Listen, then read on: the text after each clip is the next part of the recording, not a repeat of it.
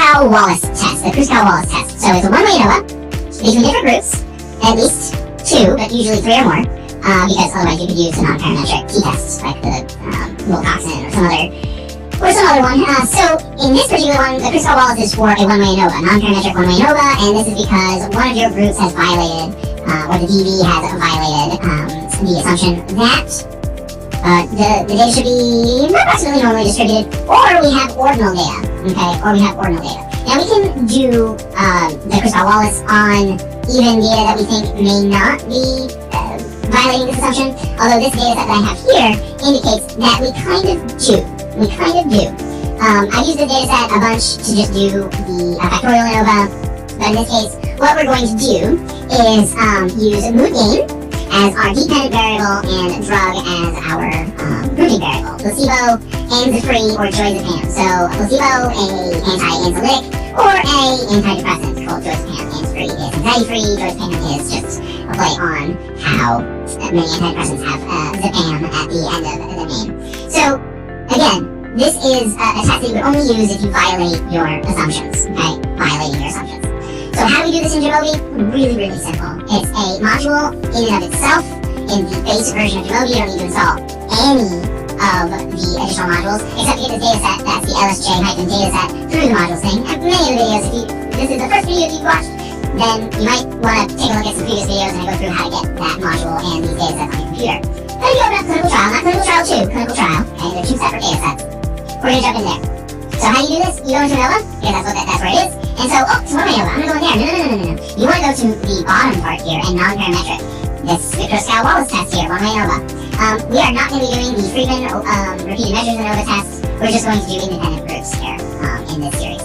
So, Kruskal-Wallis. There's a lot of background into how this statistic is created, but ultimately you end up with a chi-square value. So, you read the chi-square just in the same way that you would read a chi-square, right? So this is, because chi-squares are for ordinal and nominal level data. So that's kind of what we have. So we're going to put mood gain in here.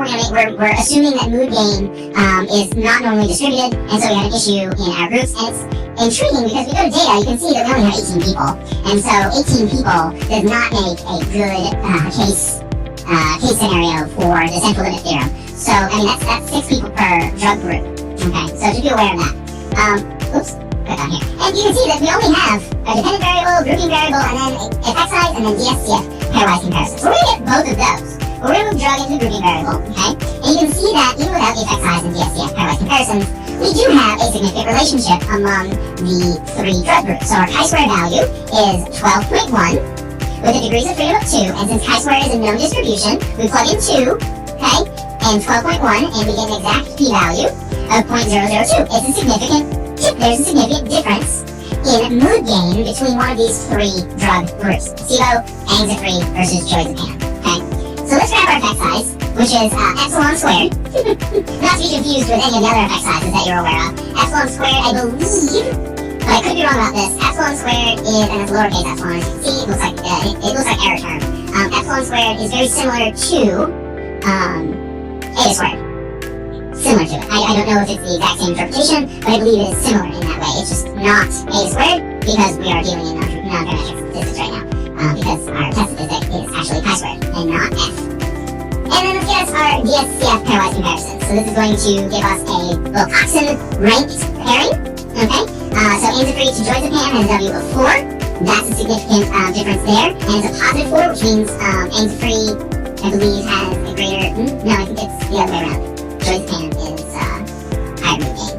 But they don't have to script this here. Anxiety-free to placebo. No difference there, and joyzepam to placebo is negative.